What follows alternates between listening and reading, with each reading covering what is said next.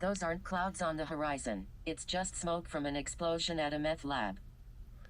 Thank you, Carrot. Tuesday, January 17th, 2023. I think it's going to be a relaxing day today.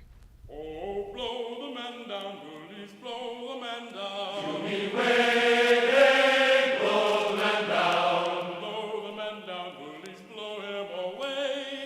Give me some time to blow the man down. We went over the bar on the 13th of May. Way, blow the man down. But Gallagher jumped and the gale came away. Give me some time to blow the man down.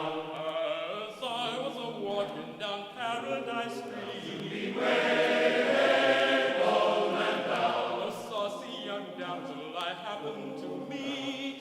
Give me some time to blow the man down. I says to her, Polly, how do you do? To me way, blow the man down. Says she, none the better for seeing of you. Give me some time to blow the man down.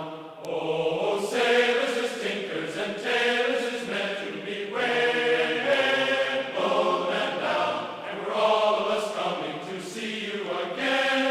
Oh, give me some time to blow the man down. So we'll blow the man Tupman, we'll blow the man down.